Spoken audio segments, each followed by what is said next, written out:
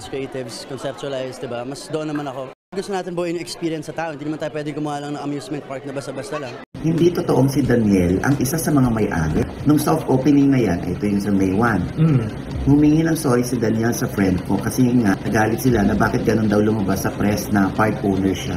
Daniel Padilla hindi pala co-owner ng J Castle. Nagsorry tuloy sa totoong may-ari. Usap-usapan ngayon sa social media ang balitang hindi umano totoo na isa si Daniel Padilla ang may-ari ng J Castle na naipatayo sa Batangas. Kumalat kasi ang mga balita sa social media na di umano'y isang aktor sa co-owner ng nasabing park, kaya naman kumalat ito sa buong social media. Noong May 1 naganap ang soft opening ng theme park na ito at tinawag nilang J Castles. Gusto umanong makalikha ng grupo ni Daniel ng ala Disneyland na pasyalan. Samantala noong soft opening ng J Castles, marami sa mga nakapunta ang namangha at nagustuhan ang lugar. Ngunit may iilan rin ang nagsasabing hindi worth it ito o hindi sulit ang pumunta sa J Castles. Marami ang pumuna sa entrance fee ng theme park na nagkakahalaga ng 1,500. Isa ang showbiz insider na si OG Diaz ang nagbigay diin tungkol sa mga nagsasabing hindi worth it ang pumunta sa nasabing theme park na ito sa Batangas. May mga nagsasabing maganda raw.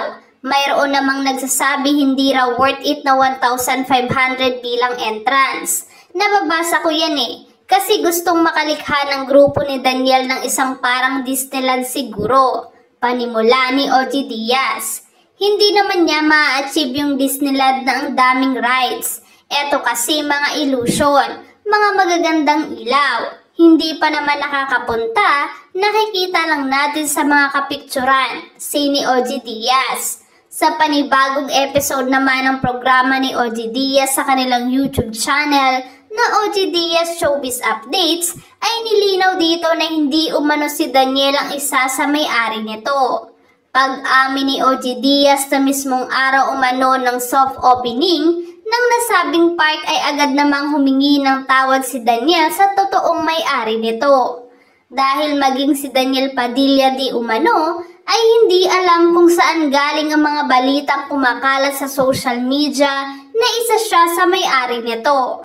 Komento naman ng ilan sa mga netizens. Co-owner po si DJ, pero ang suspetsya ko ay pagmamay-ari yan ng Padilla Clan. Kasi sa opening ay nandun lahat ng Padilla Clan. Present din si Senator Robin Padilla at ang mami ng buong clan na si Mami Eva Padilla. God bless po sa Padilla family. The best po kayong lahat, lalo na si DJ Padilla. Tanungin nyo yung totoong may-ari, di yung gagawa na naman ng bagong kasiraan.